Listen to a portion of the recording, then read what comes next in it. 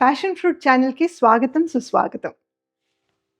ఈనాటి మన ముఖ్య అతిథి భక్తి సంగీత సాగరంలో మునిగి తేలుతూ నిరంతరము భగవత్ సంకీర్తన చేస్తూ మన అందరినీ కూడా ఆ భక్తి భవసాగరంలో తేలుస్తూ ఉన్న శ్రీ పారుపల్లి రంగనాథ్ గారు.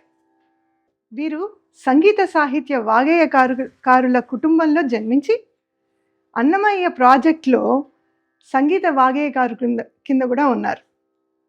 వీరి వృత్తి ప్రవృత్తి సంగీతమే.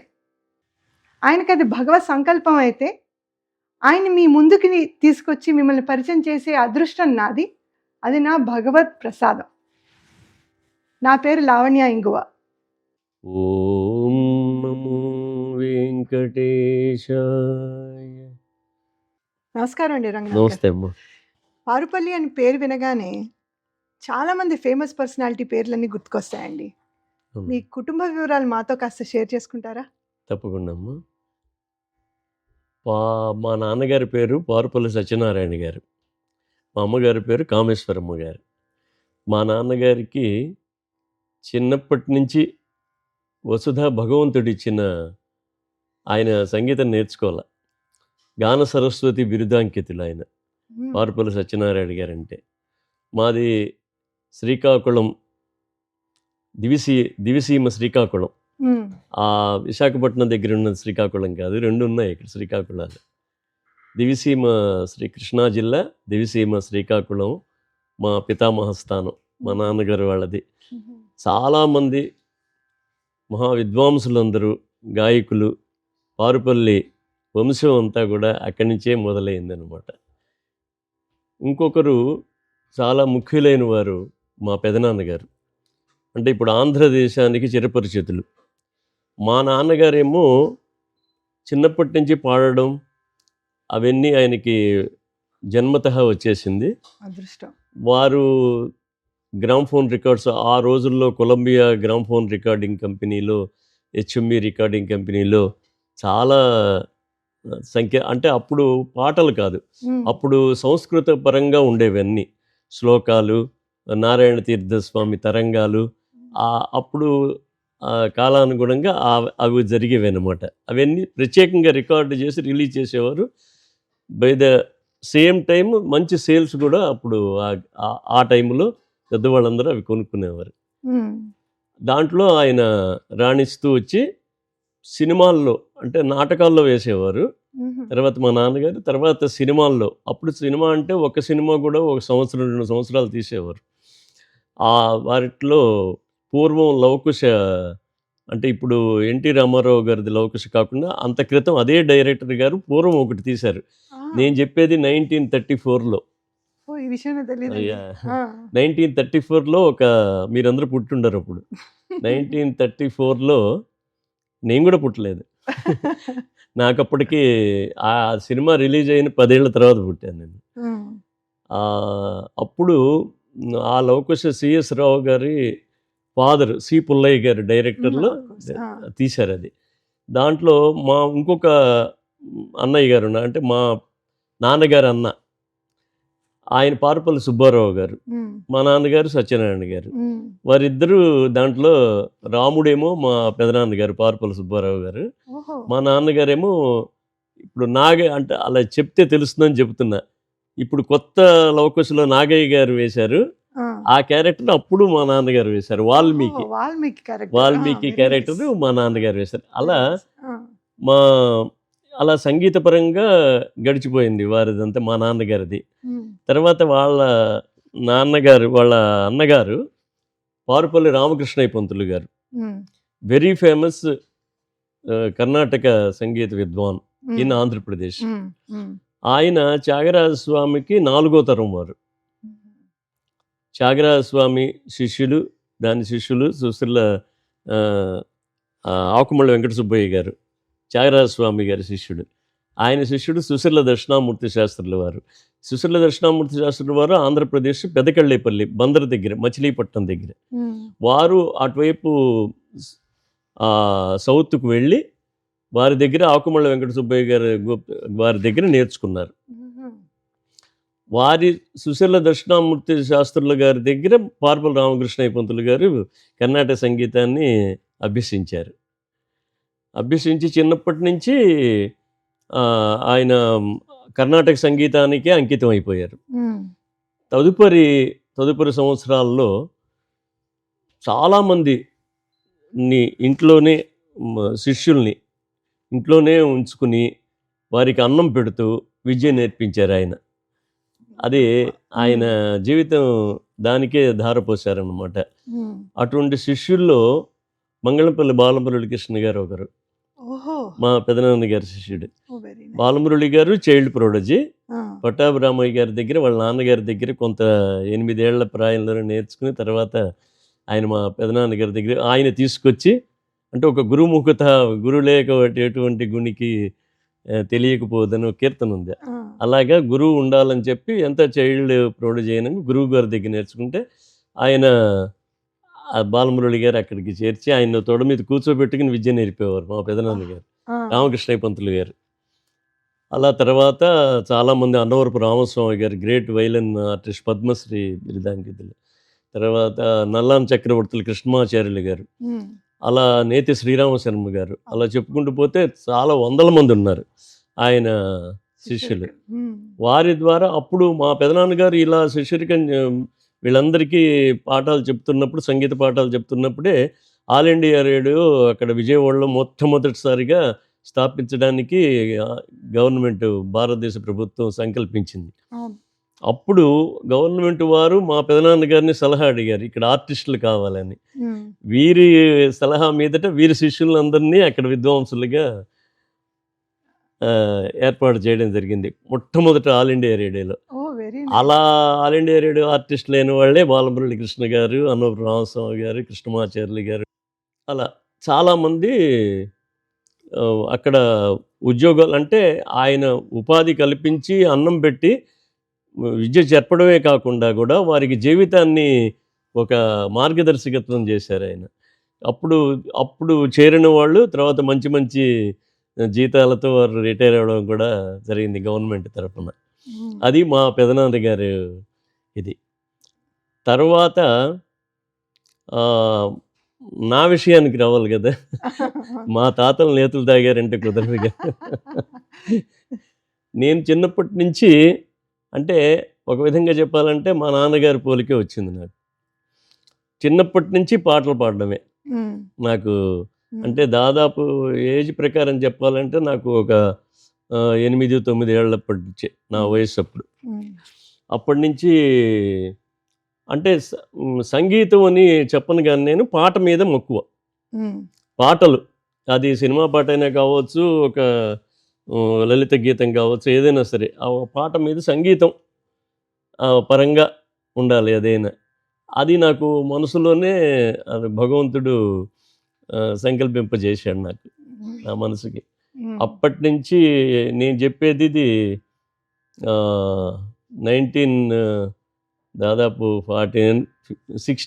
60 దగ్గర నుంచి నా సంగీత ప్రయాణం కొనసాగుతుంది. అయితే మీరు ఫార్మల్గా అభ్యసించారా సంగీతాన్ని, లేకపోతే పాటలు? అదే చిన్నప్పటి నుంచి నేనేం చేసేవాడిని అంటే, ఈ పాటల పోటీలు ఉంటాయి, వాటికి ఒక పాట నేర్చుకోవడం, వెళ్ళడం, ఫస్ట్ ప్రైజ్ తెచ్చుకోవడం, అలా తృప్తి గడిచిపోయింది. అంటే నేను ఏదైనా పాడగలిగేవాడిని, అటు సినిమా పాట పాడగలిగేవాడిని, ఇటు లలిత సంగీతం అప్పటికింకా బాణీ కట్టడం రాదు, కానీ ఎవరన్నా చేసింది ట్యూన్ చేసుకుని నేను పాడేవాడిని. అలా కొంతకాలం జరిగింది. మరి చదువు కూడా సైమల్టేనియస్గా ఉంది నాకు. అదే చిన్నప్పటి నుంచి నాకు అభినవేశం, మ్యూజిక్ సైడ్, ఈ ఎడ్యుకేషన్తో పాటు అది ప్రయాణించింది ఆ కోరిక అనేది. తర్వాత నేను పెద్దగా చదువుకోలేదు కానీ గ్రాడ్యుయేషన్తో అయిపోయింది. తర్వాత చిన్న చిన్న ఉద్యోగాలు చేయడం విజయవాడ మా స్వస్థలం, ఆంధ్రప్రదేశ్లో విజయవాడలో చిన్న చిన్న ఉద్యోగాలు చేయడం. తర్వాత మా నాన్నగారేమో నాకు 2వ సంవత్సరంలోనే పరమపదించడం జరిగింది. ఆయన స్వర్గస్థులయ్యారు. అప్పటి నుంచి మా అమ్మగారే దగ్గరుండి కాపాడి మమ్మల్ని పెంచి పెద్ద చేశారు. మా అన్నయ్య గారు, నేను. ఉమ్, మా అన్నయ్య గారి పేరు పారుపల్లి శ్రీరామచంద్రమూర్తి గారు. ఉమ్హు. ఆయన ప్రస్తుతం విశాఖపట్నంలో ఉన్నారు. ఆయన రచయిత. ఉమ్, ఉమ్, ఆయన రచయిత. ఆయన అక్కడ సెటిల్ అయ్యారు వాళ్ళ పిల్లలతో వాళ్ళతో. తర్వాత నేను అలా పాడుకుంటూ అప్పుడు ఒక రోజున నాకు అనిపించింది, ఈ ప్రొఫెషన్, ఈ ఉద్యోగాలు కాదు, నాకు సంగీతపరంగా కావాలి నా మీకు ఎక్కడో ప్రొఫెషన్ అని భగవత్ సంకల్పం ఉంది అని అన్నమాట. అనుంది. అదే. అది. అయితే మీరు కూడా రేడియోలో పార్టిసిపేట్ చేశారా? Like were you also radio అంటే రేడియోలో ప్రైవేట్ ఆర్టిస్ట్గా నేను చిన్నప్పుడే చెప్తున్నాను కదా, 9 ఏళ్ళప్పటి నుంచి అని. అప్పుడు చిన్నప్పుడు ఆల్ ఇండియా రేడియో విజయవాడ కేంద్రం, అవును విజయవాడలో కాబట్టి విజయవాడ కేంద్రమే మాకు అటాచ్మెంట్ ఉంది. అవునవును. దాంట్లో పాలవెల్లి బొమ్మరిల్లు కార్యక్రమాలు జరిగేవి. ఆహా. అప్పుడు కూడా ప్రతి వారం శనివారం ఏమో బొమ్మరిల్లు, ఆదివారం పాలవెల్లి. ఏదో బాగుంది. అప్పుడు ఏడిది కామేశ్వరరావు అన్నయ్య గారు, వింజమూరి లక్ష్మి అని అవును ఆవిడ విద్వాంసురాలు, ఆ. ఆవిడేమో అక్కయ్య, ఆ. అన్నయ్య అక్కయ్య. అవునవును రేడియో అనే అది రేడియో అనే. అప్పుడు అవును. మేము వెళ్ళి ప్రతి వారం మా ఇంటికి కారు వచ్చేది. అప్పుడు ఆహా. ఆ ఎదురుగుండా ఒక ఆయన చూసి, ఏంటి వీడికి కారు కూడా వస్తుంది ఇంటికి అని. ఆ రోజుల్లో 9 ఏళ్ళ అంటే ఆల్ ఇండియా రేడియో వాళ్ళు చిన్నపిల్లలు కదా, మేమంతా చిన్న చిన్న పిల్లలందరినీ పోగు చేసుకుని తీసుకెళ్ళేవారు ఆల్ ఇండియా రేడియోకి. తీసుకెళ్ళి అక్కడంతా కాసేపు చెప్పి ఎవరెవరు ఏం పాడతారో చెప్పి అందరం తల ఒక పాట, పాటలు అలా సరదాగా అదొక ప్రోగ్రాం ఉండేది. అది వరకు చాలా అది రక్తి కట్టేది. ప్రతి ఆదివారం కూడా అప్పుడు రేడియోలు అదేగా మెయిన్, అదే కదా అవునవును. మాధ్యమం. అవును. అంతా వినేవాళ్ళు రేడియోలో కూర్చుని. ఆ బొమ్మరిల్లు పాలు వెలిస్తే పిల్లలు పాడుతుంటే ఎంజాయ్మెంట్. అలా కానీ జరిగింది. అదొక మంచి ఫేజ్ అండి. ఎందుకంటే ఆ క్వాలిటీ ఇప్పుడు ఎక్కడ రాదు కూడా. అవునవును. ప్రోగ్రామ్ క్వాలిటీ కానీ, అవునవును. నండూరి గారు ఉన్న ప్రోగ్రామ్స్ కానీ అవన్నీ రాదు మళ్ళీ. ఎంత రోజులు అనుకున్నాం. రోజులు మారిపోతున్నాయి కదా. తప్పకుండా లేండి. Yeah yeah. అంతే అది. అయితే మీరు గోవిందనామాలు, వెంకటేశ్వర మనసా స్మరామి ఇలాంటివన్నీ మీరు మొదట ఎప్పుడు 1970s స్టార్ట్ చేశారా? 80s. సో దానికి మీకు ప్రోత్సాహానికి కానీ, ఆ సంకల్పనకి కానీ ఏదైనా సన్నివేశం ఉందా దానికి? ఎలా స్టార్ట్ అయింది అసలు? ఉందమ్మా. అంటే అక్కడ దాకా మీరు చాలా ముందరికి వెళ్ళిపోయారు. అవునా?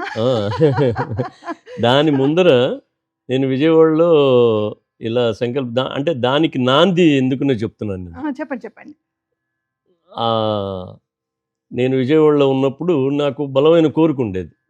చెప్పాను కదా ఇందాక, మ్యూజిక్ ప్రొఫెషన్ ఉండాలని. మ్యూజిక్ ప్రొఫెషన్ ఉండాలంటే ఆ రోజుల్లో అంటే నాకు ఇప్పుడు ఏజ్ వచ్చింది, ఇంకా ఉద్యోగం చేసే ఏజ్ వచ్చేసింది. అప్పుడు ఉద్యోగం ఆల్ ఇండియా రేడియోలో కానీ మ్యూజిక్ కాలేజీల్లో కానీ ఒక పోస్ట్ కావాలంటే ఒక క్వాలిఫికేషన్ కావాలి. నాకేం లేదు. అప్పుడు మ్యూజిక్ కాలేజీలో డిప్లొమా కావాలి, కనీసం అసిస్టెంట్ లెక్చరర్గా ఉద్యోగానికి. ఆల్ ఇండియా రేడియోలో ఏ గ్రేడ్ అయ్యి ఉండాలి. అంటే దానికి ముందర ఆడిషన్స్ అవన్నీ ఉంటాయి.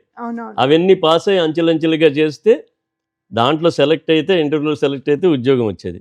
అసలు నాకు నాకు వాటి మీద ధ్యాస ఉండేది కాదు. అంటే ఏదో అంటే ప్రొఫెషన్ అవ్వాలని ఉంది, కానీ ఉద్యోగం రీత్యా వెళ్ళి ఏదో అక్కడ లెక్చరర్ గానో లేకపోతే ఇక్కడ ఆల్ ఇండియా రేడియోలో ఆర్టిస్ట్ గానో ఉండాలని ఉండేది కాదు. ఏమిటో మరి అది భగవత్ సంకల్పం. ప్రొఫెషన్ మ్యూజిక్ ఉండాలి. అది నేను విడిగా పాడుకున్నా, ఎవరన్నా పాడమన్నా కూడా నాకు ఫలాని పార్వల్ రంగనాథ్ గారు మ్యూజిషియన్ అని అనిపించుకోవాలి లైఫ్లో అని అప్పుడు నా 27 నుంచి ఉండేది నాకు. అలా సంకల్పించుకుంటే చిన్న చిన్న జాబ్స్ విజయవాడలో, మరి భుక్తికి అమ్మ తోడ్పాటు ఉండాలి కదా అమ్మకి. సరే ఏదో చిన్న చిన్న ఉద్యోగాలు చేస్తుంటే కాకతాళీయంగా ఒక పేపర్లో ఒక ఇది పడింది, అడ్వర్టైజ్మెంట్. తిరుమల తిరుపతి దేవస్థానములు వెంకటేశ్వర కళాపీఠం ఆల్రెడీ నేర్చుకున్న వాళ్ళు ట్రైనింగ్ తీసుకోవడానికి కళాకారులు కావాలి అని పడింది. అంటే అప్పటికి నేనేం చేశానంటే, మా చిన్నప్పుడు నేను అనవరపు రామస్వామి గారి దగ్గరికి, మా గురువు గారు మొదట సరిగమలు మొదలుపెట్టింది వంకమావిడి వీరరాఘవయ్య గారు. ఆయన బ్లైండ్ ఆర్టిస్టే. ఆయన మా పెదనాన్నగారి శిష్యుడే. ఆయన దగ్గర నేర్చుకుంటూ మామూలుగా వర్ణాలు కీర్తనలు అన్నీ నేర్చుకున్నాను. నాకు కర్ణాటక సంగీతాన్ని ఏదో బాగా నేర్చుకోవాలి, కచేరీలు చేయాలి అది కూడా ఉండేది కాదు. నేర్చుకున్నా అంతే. వర్ణాల దాకా కీర్తనలు కూడా నేర్చుకుని చిన్న చిన్న ప్రోగ్రామ్స్ చేస్తూ ఉండేవాడిని. మా గురువు గారు తీసుకెళ్ళేవాళ్ళు. అన్నవరపు రామస్వామి గారి దగ్గరికి కొన్నాళ్ళు వెళ్ళాను. వెడితే ఆయన వైలిను ఆయన చాలా స్ట్రిక్ట్గా ఉండేవారు. నేను ఇవాళ వెళ్ళి వర్ణం నేర్చుకుని మర్నాడు వెళ్ళి ఆ వర్ణం అప్పచెప్పకపోతే మళ్ళీ రెండోది కొనసాగించేవాళ్ళు కాదు. ఆ రెండో చరణం నేనేమో మొదటిది మళ్ళీ పాడేవాడిని. పాడేటప్పుడు మళ్ళీ ఇది నువ్వు మళ్ళీ అంటే మళ్ళీ అక్కడ స్ట్రిక్ట్ మా పెదనాన్న గారి పద్ధతి అనమాట. చాప వేసుకుని మన చాప మనమే వేసుకుని కూర్చుని అంత శ్రద్ధగా చెప్పేవారు ఆయన అన్నూరు రామస్వామి గారు. నాకేదో వచ్చేట్టుగా లేదు ఇది. అంటే శిక్షణ అనేది నాకు వంట పట్టలేదు. అంటే కూర్చోబెట్టి కదలొద్దు అంటే అలా మనసు ఒప్పేది కాదు. సరే అయిపోయిన తర్వాత ఇలా యాడ్ చూసి అప్లై చేశాను నేను. అప్లై చేస్తే సరే తిరుపతి వెళ్ళాను. తిరుపతి వెళ్ళింది నా 80వ సంవత్సరంలో, 1980లో తిరుపతి వెళ్ళాను. అక్కడే ఇంటర్వ్యూ జరిగింది.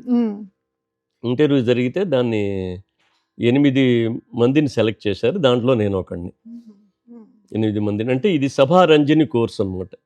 ఈ సభారంజని కోర్స్ అంటే ఆల్రెడీ కొంత నేర్చుకున్న వాళ్ళని ఈ నారాయణ తీర్థ తరంగాలు, త్యాగరాజ స్వామి ఉత్సవ సాంప్రదాయ కీర్తనలు, తర్వాత రామదాస కీర్తనలు, అన్నమాచార్య కీర్తనలు, అంటే ఆల్ ట్రెడిషనల్ ఇదనమాట.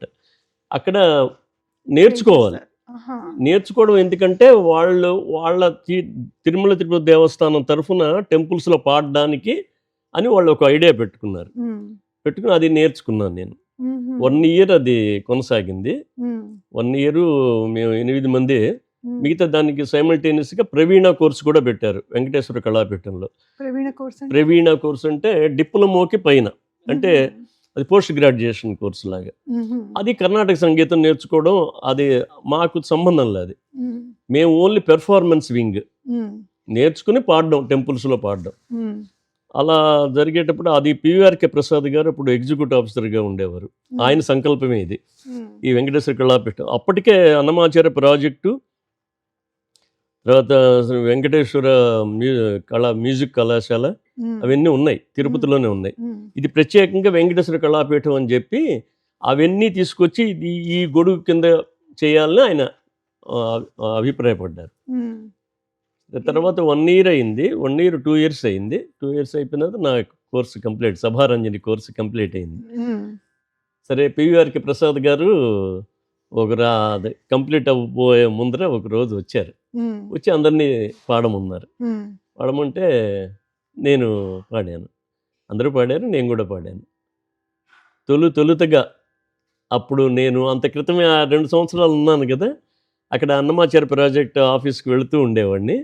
అక్కడ పుస్తకాలు ఉండేవి, అన్నమాచార్య కీర్తనల పుస్తకాలు.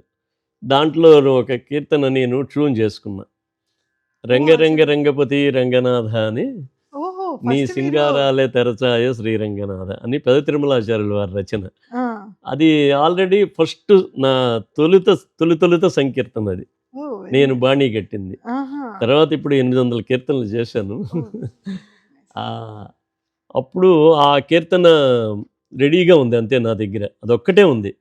అది పాడేటప్పటికి ఇంకా మాట్లాడలేదు ఆయన పివిఆర్కే ఎగ్జిక్యూటివ్ ఆఫీసర్. మొత్తాన్ని తిరుమల తిరుపతి దేవస్థానానికి పెద్ద కదా ఎగ్జిక్యూటివ్ ఆఫీసర్ అంటే, కార్యనిర్వహణాధికారి. ఆయన వెంటనే రంగనాథ్ నేను చెప్తాను వెళ్ళి దాంట్లో జాయిన్ అవ్వండి అన్నాడు. అన్నమాచార్య ప్రాజెక్టులో ఆర్టిస్ట్గా. నమస్కారం అండి, తప్పకుండా. అప్పుడు భగవంతుడు నా మొర ఆలకించి ఇది చేశాడని చాలా సంతోషించాను. ఆ తర్వాత ఒక 10-15 రోజుల్లోనే అక్కడ జాయిన్ అవ్వడం. అప్పటి నుంచి వోకల్ ఆర్టిస్ట్ గ్రేడ్ 1 అని ఒక డిజిగ్నేషన్ ఇచ్చి, అంటే మేము meant for propagation of Annamacharya Sankirtana in all the country కానీ పెట్టారు. మీరు ఇలా చేయకపోతే ఆ అన్నమాచార్య కీర్తనలు ఏవి బయటకు వచ్చేవి కూడా కావు. అవును, నా అదే ఎంత పెద్ద సంకల్పం అండి. అవును. So congratulations. ఎన్ని థ్యాంక్ సంవత్సరాలైనా కూడా మీ అందరికీ మేము రుణపడే ఉంటాం. వచ్చే తరాలందరూ రుణపడే ఉంటారు. So thank you so much. తిరుపతిలో అడుగుపెట్టి ఇప్పుడు ఇవన్నీ అయిన తర్వాత, ఈ ఉద్యోగంలో చేరిన తర్వాత కొన్ని సంవత్సరాలు అయిన తర్వాత మీరు అడిగిన గోవిందనామాలు పాడే అవకాశం వచ్చింది. వెంకటేశ్వర మనసాస్మరామి గోవిందనామాలు.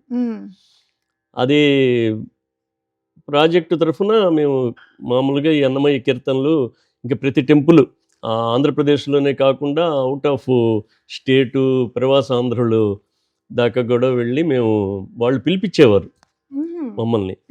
తర్వాత నా సీనియర్స్ నాకన్నా ఒక 2 years ముందర ఆయన గరిమెళ్ళ బాలకృష్ణ ప్రసాద్ గారు ఉండేవారు. ఆయన 1 year తర్వాత నేను చేరా. ఆయనకన్నా ముందర శోభారాజు గారు ఉండేవారు. ఫస్ట్ తొలుత ఆవిడే ఆర్టిస్ట్ ప్రాజెక్ట్కి. అప్పుడు వాళ్ళందరూ ఉండగానే మమ్మల్ని కూడా తీసుకున్నారు. నాతో పాటు ఇంకో గాయకుడిని ఇద్దరిని తీసుకుని ఆ ట్రైనింగ్ ఇచ్చిన 8 మందిలో నేను ఒక్కడనే ఉద్యోగం వచ్చింది. మిగతా వాళ్ళ ఉద్యోగాలు వాళ్ళు చేసుకోవడానికి బయటికి వెళ్ళిపోయారు. అప్పటి నుంచి ఇంకా చాలా కొన్ని వందల ప్రోగ్రామ్స్ అన్నమాచారి మెయిన్ కీర్తనలు చేయడం జరిగింది. అలా స్టార్ట్ అయింది. 1982 నుంచి స్టార్ట్ అయింది ఈ అన్నమాచారి కీర్తనలు. అది వెరీ నైస్ అండి. అయితే మీరు ఆ విషయం చెప్పలేదు నాకు. ఇంత చూసి ఆ సన్నివేశం ఏమిటి, మీకు ఎలా ఈ ఆపర్చునిటీ వచ్చింది అని. ఇది మనసాస్మరామి అనేది మేము పెట్టిన పేరు. అది శ్రీ వెంకటేశం మనసాస్మరామి.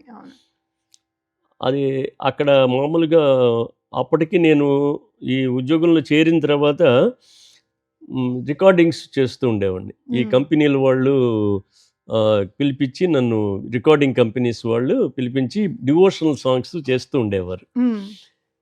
అది నాతోనే మొదలెట్టేవారు. ఏ కంపెనీ అయినా కూడా నా పాటతోనే స్టార్ట్ అయ్యేవాళ్ళు. అంటే ఇప్పుడు లాగా పెద్ద కంపెనీలు లేవు.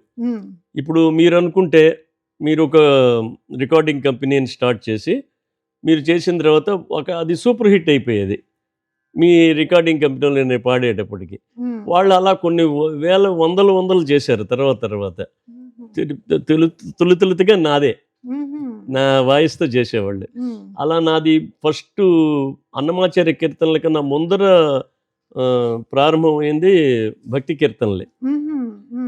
ఆ భక్తి కీర్తనలో ఇంకా అయ్యప్ప స్వామి కానీ, శివుడు కానీ, ఇంకా రకరకాల అందరు దేవుళ్ళవి కీర్తనలు రాయడం, పాడడం. ఆ రాసే విషయంలో మా అన్నయ్య గారు ఎక్కువ రాసేవారు కీర్తనలు. పాడేవాడిని, ట్యూన్ చేసేవాడు. అప్పటికి నాకు ఈ కంపోజింగ్ అనేది తిరుపతి వెళ్ళిన తర్వాత బాగా అలవాటు అయిపోయింది. ఫస్ట్ చెప్పాను కదా, రంగపతి సింధు భైరవిలో కంపోజ్ చేశాను. అది కూడా భగవంతుడి ఇచ్చిన వరమే. అంటే నేను ఇప్పుడు ఇంతకీ సారాంశం ఏంటంటే నేనేం సంగీతం నేర్చుకోలేదని. సరే సరే, నేర్చుకోవాల్సిన అవసరం భగవంతుడు ఏ రాగంలో అయినా కంపోజ్ చేసే శక్తిని కలిగించాడు. అదృష్టం.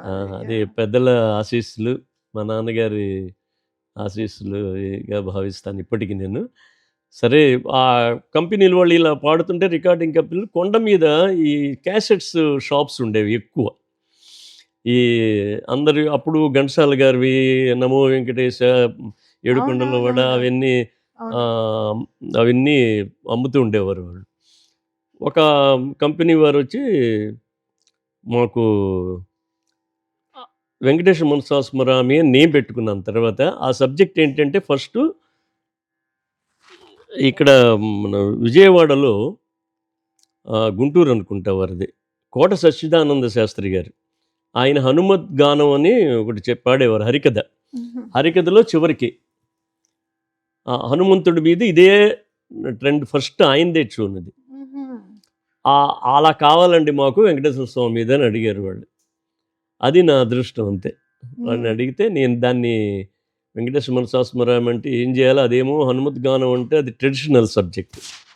ఆయన చివరిలో పాడందే అసలు భక్తులు వదిలిపెట్టేవాళ్ళు కదా ఆయన్ని. చాలా ఫేమస్ అది హనుమత్ గానం అంటే. ఆ తర్వాత అది కూడా నేను పాడాను రికార్డింగ్లో. మొన్న ఈ మధ్యనే ఆయన దివంగతులయ్యారు, పద్మశ్రీ కూడా ఇచ్చారు, కోట సచ్చిదానంద శాస్త్రి. చాలా ఫేమస్. సరే దానికి వెంకటేశ్వర సంవత్సరం అంటే ఎవరి చేతన్నా రాయించాలి కదా. ఆ రెండరింగ్ ఎలా ఉంటుందంటే ఒక 15 నిమిషాలు నాన్ స్టాప్గా వస్తుంది. అవును. అది ఎలా రాయాలంటే ఆలోచించాను. ఇది రాస్తే మరి అంత వాళ్ళు అడిగినప్పుడు అదే మాదిరిగా హిట్ అవ్వాలి కదా. మన రికార్డింగ్ అది కమర్షియల్గా ఇస్తున్నాం. అవును. అందుకని ఎందుకు ఆలోచిస్తే వెంటనే విష్ణు సహస్రనామం నామావళి గుర్తొచ్చింది. ఆ! అంటే మనకి ఛాయిస్ ఎక్కువ ఉంటుంది కదా. 1000 అవును. నామాలు ఉన్నాయి. అవును. ఆ 1000 నామాలకి మనం అంటే వరుసగా తీసుకోకపోయినా కూడా తాళానికి వచ్చేవి లయ ఉండాలి కదా. ఓహ్! ఆ ఓకే. Rendering okay. ఆ తాళానికి వచ్చేవన్నీ సెలెక్ట్ చేసుకుని ఆ! నేను ఒక స్క్రిప్ట్ ప్రిపేర్ చేసుకున్నాను. ఓహో! స్క్రిప్ట్ ప్రిపేర్ చేసి 15 నిమిషాలు స్క్రిప్ట్ ప్రిపేర్ చేసుకుని రెడీ అయిపోయింది. ఆ! Very nice. రెడీ అయిపోయింది. రెడీ అయిన తర్వాత సెకండ్ అప్పుడు ఏ సైడ్ బి సైడ్ అని ఉండేవి హ్మ్. క్యాసెట్స్కి. Of course. తెలుసు కదా మీకు. అవునవునవును. ఆ బి సైడ్ ఏం చేయాలి పాటల దీనికి ధీటుగా ఉండాలని. అప్పుడు స్క్రిప్ట్ మాత్రం రెడీ అయింది. ట్యూన్ ఆల్రెడీ ఉంది కాబట్టి బి సైడ్ ఏం కావాలంటే అది గ్యాప్ వచ్చింది కాస్త. ఒక 1 వీక్ ఎంతో గ్యాప్ వచ్చింది రికార్డింగ్కి. చేస్తే మా అనంతపురం వెళ్ళాను. హ్మ్. వెళ్ళినప్పుడు మా అత్తగారి ఇల్లు అది. అక్కడ పూజ రూమ్‌లో కూర్చుంటే ఒక చిన్న పుస్తకం దొరికింది. పూజ రూమ్‌లో దండం మామూలుగా వెళ్ళి స్నానం చేసి వెళ్ళి దండం పెట్టుకుంటూ పుస్తకం దొరికింది. చిన్న పుస్తకం అది. అది పైన గోవిందనామాలు అని రాసుంది. అది ఎవరు రాసారో తెలీదు. అసలు వాళ్ళకే తెలీదు ఆ పుస్తకం అక్కడ ఉన్నట్టు. అది శిథిలం అయిపోయిన స్థితిలో ఉందది. అది గోవిందనామాలు. అంత క్రితం ఎవ్వరికీ తెలీదది. సరే దాన్ని పట్టుకొని ఇదేదో నా గురించి ఇక్కడ ప్రత్యక్షమైందనుకుని అది తీసి చూసి అప్పటికప్పుడే కూర్చుని రాగమాలికల్లో చేద్దామా అది కూడా ఇదే మాదిరిగా నామావళి. అవునవును. అది ఎలా చేద్దామని చూసి రాగమాలిక చేస్తే కష్టం అవుతుంది. క్యాచీగా ఉండాలి కదా. అవును. అందుకని ఏం చేశానంటే ఊరికే స్టార్ట్ చేశా. శ్రీనివాస గోవింద శ్రీ వెంకటేశ గోవింద భక్తవత్సల గోవింద భాగవత ప్రియ గోవింద అని అంత ముడి చేశా. చేసేప్పటికి ఇది నాకే ఒక విధమైన ఒక పులకరించినట్టు అయింది. అదే ఎలా తట్టింది అసలు నాకే తెలియదు. అది అది అది రేవతి రాగం అని నేను ఫిక్స్ చేసుకున్నా. ఉన్నమాట చెప్పాలంటే. నేను పలానా రేవతి రాగంలో చెయ్యాలి అని కూడా స్టార్ట్ చేయలే. నోట్లో అలా వచ్చేసింది. పాడాను. రెండో చరణం పాడుకున్నా, మూడో చరణం పాడుకున్నాను. ఓ 10 చరణాలు పాడే రాగం వేరే మారుద్దాం అని అనుకున్నా కూడా నేను వద్దని ఒక బలమైన ఇది వచ్చేసింది నాకు సంకేతం. వచ్చేప్పుడు మొత్తం పాడుకున్నాను. పాడేసుకుని కొన్ని అది ఇదే మాదిరిగా కదా ఇంకా తర్వాత మనం రిహార్సల్స్ చేసుకోవచ్చు అని చెప్పి అది ఆ రెండో సైడ్ కూడా స్క్రిప్ట్ రెడీ అయిపోయింది. అది చేసి రికార్డింగ్ మెడ్రాస్లో చేసాము. చెన్నైలో రికార్డ్ చేసి వారికి ఇస్తే ఆ ఫస్ట్ డేనే లక్షల క్యాసెట్స్ వచ్చి ఒక్కొక్కళ్ళు తిరుమల వెళ్ళిన వాళ్ళందరూ కూడా ఒక్కొక్కళ్ళు ఒక 20-30 ఆ విన్న వాళ్ళందరూ ఆ షాప్కి వెళ్ళిపోయేవాళ్ళు. అంతే వెళ్ళిపోయి చెప్పనా నా చిన్నతనంలో నేను అదే ఒక్కొక్కళ్ళు బండిల్ తీసుకెళ్ళి వాళ్ళందరికీ ఫ్రెండ్స్కి ఇవ్వడానికి తిరుపతి నుంచి వచ్చాము అని చెప్పి ఇవ్వడానికి అది అలా బాగా పాపులర్ అయిపోయింది. తర్వాత ఇంకా ప్రపంచవ్యాప్తం అయిపోయింది. ప్రతి వాళ్ళ కార్లలో అది. ఒక విచిత్రం ఏంటంటే ఇప్పుడు డాలర్స్కి వచ్చారు. నన్ను చూడంగానే గోవిందనామాలని ఎవరు అనుకోరు కదా. నేను ఎందుకంటే మీడియాలో పాపులర్ కాదు. మామూలుగా ఈయన ఎవరో తెలుసా గోవిందనామాలు పాడిన ఆయన అంటే ప్రతిసారి ప్రవర్ చెప్పుకోవాలన్నమాట నేను. అలా అయితే నాకేం తృప్తి ఉందంటే పరోక్షంగా అయినా కూడా ఒక కీర్తిని సంపాదించి పెట్టాడు వెంకటేశ్వర స్వామి భగవంతుడు. తప్పకుండా. అయితే మీరు ఇలా పాడింది అలా తిరుమల తిరుపతి వీధుల్లో అది వినిపిస్తూ ఉంటే మీరు అలా వింటుంటే మీకు ఎలా అనిపిస్తూ ఉంటుంది? ఊరికే వచ్చింది చాలా ఒక్కొక్కసారి నాకు కళ్ళ ముందు ఆనంద బాష్పాలు జరుగుతాయి. అది ఎప్పుడంటే సన్నివేశం అది ముఖ్యంగా ఇప్పుడు తిరుమల తిరుపతి దేవస్థానం వారికి అసలు మొదట అది అవ్వలేదు. ఇది మొదట తిరుమల తిరుపతి దేవస్థానం వారి దగ్గర లేదు. తర్వాత కొన్నాళ్ళు ఇలా ప్రైవేటు వాళ్ళకి ఇచ్చాను కదా నేను ప్రైవేట్ క్యాసెట్స్ చెప్పారు. ఇచ్చిన తర్వాత కొన్నాళ్ళు అయిన తర్వాత 90s, ఇప్పుడు ఇది 80sలో పాడాను వాళ్ళకి. 86 ఆ సంవత్సరాల్లో పాడాను నేను గోవిందనామాలు వాళ్ళకి. 90 అయిపోయింది, 91, 92లో అనుకుంటాను. మా అన్నమాచార్య ప్రాజెక్టు డైరెక్టర్ ఉన్నారు, కామిశెట్టి శ్రీనివాసులు గారు. నన్ను రంగన్న అనేవారు ఆయన. రంగన్న, అందరికీ నువ్వు అయితే గోవిందనామాలు నువ్వు ఇక్కడ దేవస్థానంలో పనిచేస్తున్నావు, స్వామికి అర్పించకుండా నువ్వు వాళ్ళందరికీ పాడేసావు కదా ముందర. అంటే నేను తప్పకుండా పాడతానండి, మీరు ఇవ్వండి, నేను దానికేమి రైట్స్ ఏమి లేవు, నాదే అది కంపోజింగ్ అంతా. అదేమో లిరిక్స్ ఏమో ట్రెడిషనల్, అది ఎవరు రాశారో కూడా తెలియదు. అది ట్రెడిషనల్ నామావళికి, వెంకటేశ్వర స్వామి నామావళిది కాబట్టి ఏమీ అబ్జెక్షన్ ఉండదు, నేను స్వామి వారికి పాడతానంటే మళ్ళీ ప్రత్యేకంగా ఇంకో రికార్డింగ్ చేశారు. దేవస్థానం వారు చేశారు. దేవస్థానం రికార్డింగ్ ప్రాజెక్ట్ అని ఉండేది, అన్నమాచార్య రికార్డింగ్ ప్రాజెక్ట్లో. ఈ దశలో ఓన్లీ అన్నమాచార్య కీర్తనలే చేయాలి, కానీ ఇది ప్రత్యేకమైన సబ్జెక్ట్గా తీసుకునే వాళ్ళు చేసి వెంటనే అక్కడ బ్రాడ్కాస్టింగ్ సెక్షన్కి హ్యాండ్ ఓవర్ చేశారు. గరణం నుంచి ఇలా పలికించుకున్నారండి, అది విషయం. అదే ఆయన పిలిపించి పాడించుకున్నట్టుగా అలానే ఉంది అది. ప్రతిరోజు సాయంత్రం సహస్ర దీపాలంకరణ సేవ జరుగుతుంది అక్కడ తిరుమలలో. స్వామివారు శ్రీదేవి భూదేవి సమేతంగా బయటికి తీసుకొస్తారు మంగళ వాయిద్యాలతో, ముందర వేదపారాయణం అంతా. అప్పుడు తిరుమాడ వీధుల గుండా వెళ్తారు, వెళ్ళి ప్రదర్శనం చేసి మళ్ళీ ఊంజల సేవ మండపానికి వచ్చి సహస్ర దీపాలు వెలిగిస్తే అక్కడ కూర్చోబెట్టి అక్కడ మేము గాయకులం పాడతాము, వేదం అంతా 3 వరుసగా సైమల్టేనియస్గా జరుగుతుంది. అది వచ్చినప్పుడు వెంటనే గోవిందనామాలు వేయాల్సిందే. అది ఎప్పుడు జరిగిందంటే, అది ఒక ఈవో గారు ఒక ఆయన ఉన్నప్పుడు ఇదివరకు మిగతా భక్తి గీతాలన్నీ వేస్తూ ఉండేవారు. ఆ స్వామివారు వచ్చేటప్పుడు మాత్రం గోవిందనామాలు తప్ప ఇంకేమీ వేయొద్దని చెప్పి ఒక స్టాండింగ్ ఇన్స్ట్రక్షన్స్ బోర్డులో శాంక్షన్ చేయించి, మరి అది అంతా మరి అప్రూవ్ అవ్వాలి కదా, చేయించేసేసి అది ప్రతిష్ఠించేశారు దాన్ని. చేసి స్వామివారు వస్తుండగా అది నేను ఊంజల సేవలో పాడుతుంటా, సహస్ర దీపాలంకరణ సేవ పాడుతుంటే నా గొంతుతో ముందరే స్వామివారు వస్తుంటే అదొక నిజమైన ఆనందం. ఇప్పటికీ అది చిరస్థాయిగా ఉండిపోయింది. అంటే వంగల పట్టాభాగవతారు గారిని హరికథ చాలా ఫేమస్. ఆయన యాంకర్గా ఉండేవారు బ్రహ్మోత్సవాలకి, దానికి ఆర్టిస్టులని ఇంట్రడ్యూస్ చేయడం అంతా ఆయన ప్రతిసారి చెప్పేవారు. ఎంఎస్ సుబ్బలక్ష్మి గారి విష్ణు సహస్రనామం నా కచేరీ ముందర, ఎస్పి బాలసుబ్రహ్మణ్యం గారి శివస్థుతి, ఎంఎస్ రామారావు గారి సుందరకాండ, పారుపల్లి రంగనాథ్ గారిది గోవిందనామాలు, ఈ 5 మన ఆధ్యాత్మిక ప్రపంచంలో చిరస్థాయిగా ఉండిపోతాయని ఆయన చెప్తూ ఉండేవారు. ఆయన అది పూర్వజన్మ సుకృతం, స్వామివారి ఆశీస్సులు అంతే.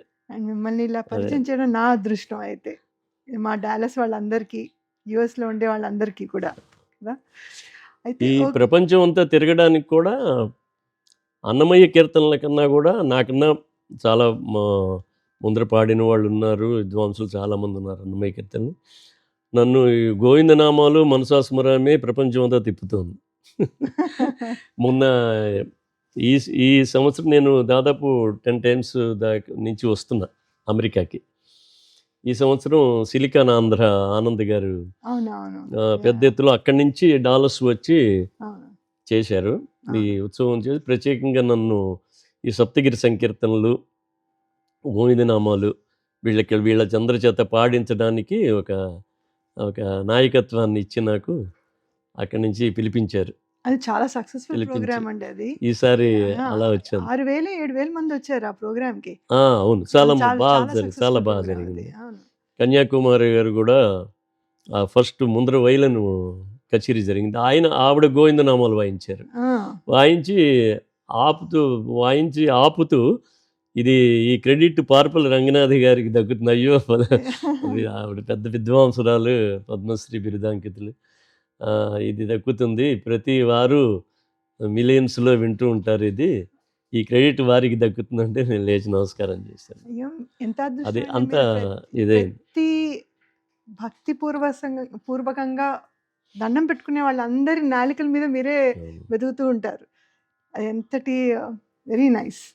సో, అయితే మీరు గోవిందనామాలు కాకుండా ఇంకా చాలా క్యాసెట్స్ కూడా రిలీజ్ చేశారు కదా! అవును. సో, 1980 నుంచి హ్మ్. ఇప్పుడు దాకా. సో, సుమారుగా ఎన్ని రిలీజ్ చేసుంటారు మీరు ఆల్బమ్స్ కానీ? దాదాపు ఒక 5,000 పైనే ఉంటాయేమో. 6,000 క్యాసెట్స్ పాడాను. అప్పుడు క్యాసెట్సే. అబ్బా! ఆ తర్వాత వాటిని ఏం చేశారంటే సీడీలుగా మార్చారు. ఆ పాటలన్నీ సీడీలు వచ్చినాయి తర్వాత. అవును. క్యాసెట్స్ అన్నీ ఇదైపోయినాయి. సీడీలుగా మార్చారు. తర్వాత పెన్ డ్రైవ్‌లో వేసుకున్నారు. తర్వాత యూట్యూబ్. పెన్ డ్రైవ్ కూడా పోయి ఇప్పుడు యూట్యూబ్, మొబైల్‌లో ఈ పాటలు ఎన్నైనా పెట్టుకోవచ్చు కదా! జీబీని బట్టి. అవునవును. అవి అలా ఆ డివోషనల్ సాంగ్స్ కూడా చిరస్థాయిగా ఉండిపోయింది. హ్మ్. దాంట్లో ఫేమస్ ఎక్కువ అయ్యప్ప పాటలు పాడాను. అయ్యప్ప మ అదే టెంపుల్‌లో అందరూ అంటూ ఉంటారు. ఏ గుడిలో చూసినా నువ్వేనయ్యా ఏదా అది అది అంటే నేను అనుకున్నది కాదు. స్వామివారి ఏదైనా సరే స్వామివారి కటాక్షమే. ఇప్పుడు చూసుకోండి, అది ఇప్పుడు కొన్ని మరి వేల. ఇది కూడా అయ్యప్ప సీజనేగా. అవును. కార్తీక మాసం అయిపోయి అవును. చూడండి ఎంత. దాదాపు ఒక్కొక్క 5,000 క్యాసెట్లంటే 10 పాటలుండేవి. అలా వేసుకున్నా కూడా దాదాపు వేల పాటల్లో అయిపోయినాయి. నేను లెక్కేసుకోలేదు గానీ హ్మ్. అదే ఇదివరకు అనేవాడిని. నేను మిలియన్స్ గోవిందనామాలు క్యాసెట్లు అమ్మేవారు. తర్వాత నేను డివోషనల్ సాంగ్స్ పాడాను. కనీసం గిన్నీస్ కాదు కదా! పిన్నీస్ కూడా రాలేదని జోక్ చేశాను. అంటే అప్పుడు అందరూ అన్నారు. దానికన్నా వెంకటేశ్వర స్వామి కటాక్షం మీకు మెండండి గిన్నీస్ కన్నా కూడా. అలా స్వామివారికి అర్పణం దేనికైనా కూడా ఆ తృప్తి ఉంది నాకు. అబ్బో! దాని మీద ఎంతటి. ఎక్కువ డబ్బులు అవి పక్కన పెడితే హ్మ్. ఆ మనసుకి తృప్తి ఉంది. ఇప్పుడు అంటారు కదండి, ఆర్టిస్ట్ అనేవాళ్ళు ఎంతకాలమైనా బతుకుతారు వాళ్ళు. సో, మీకైతే భగవంతుడి. ఇంకొక మెట్టు ఎక్కువ. మీరు ఆధ్యాత్మికంగా చాలా మందిని అలా అవును. పెంచేస్తున్నారు కాబట్టి, సో, లైక్ అది భగవత్ ఏమంటే సంకల్పం అనుకోవచ్చు. అయితే మీ ఆశీస్సులు అనుకోవచ్చు. రైట్. సో, వెరీ నైస్ అండి. మీరు ఇందాక చెప్పారు కదా! అన్నమాచార్య కీర్తనలు కూడా చాలా అవును. కంపోజ్ చేశారు అని. అవును. సో, మీ ప్రయాణమే అన్నమాచార్య అవును. కీర్తనలతో అయింది. అవును. మీ మొదటి కీర్తన ఒకసారి పాడగలుగుతారా? తప్పకుండా. ఆ? ఆ! రంగా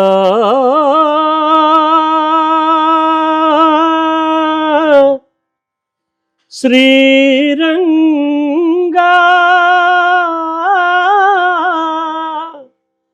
రంగా ఆ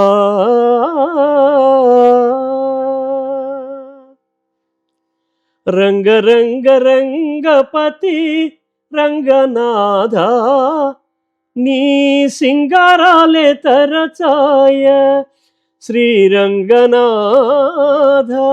సింగారాలే తరచాయ శ్రీరంగనాథ రంగ రంగ రంగపతి రంగనాథ నీ సింగారాలే తరచాయ శ్రీరంగనాథ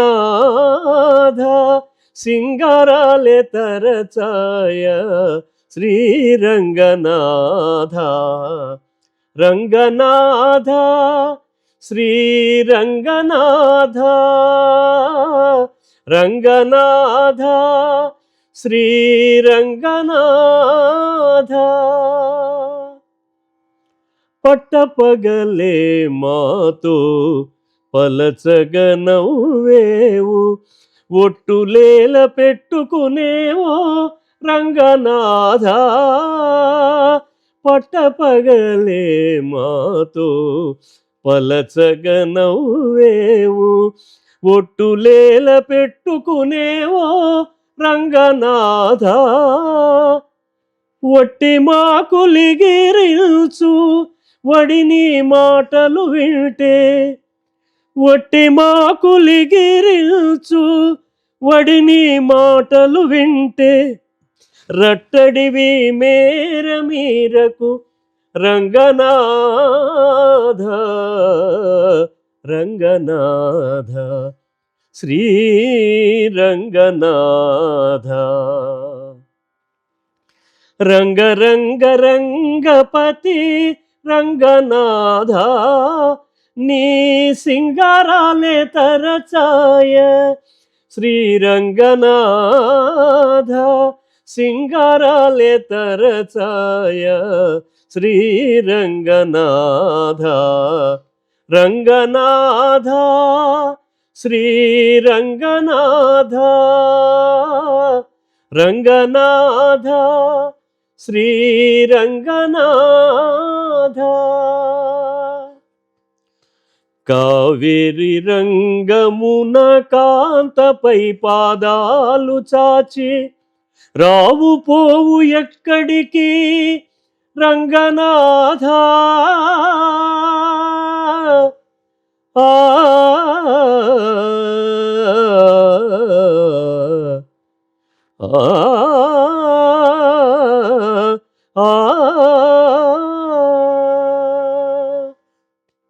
కావేరి రంగమున కాంతపై పాదాలు చాచి రావు పోవు ఎక్కడికి రంగనాథ శ్రీ వెంకటాద్రి మీద చేరి నన్ను కూడితివి వెంకటాద్రి మీద చేరి నన్ను కూడితివి ఏవల చూచిన నీవేయుటు రంగనాథ రంగనాథ శ్రీ రంగనాథ రంగ రంగ రంగపతి రంగనాథ నీ సింగారాలే తరచాయ శ్రీరంగనాథ సింగారాలే తరచాయ శ్రీరంగనాథ రంగనాథ శ్రీరంగనాథ రంగనాథ శ్రీరంగనాథ రంగా శ్రీరంగా రంగా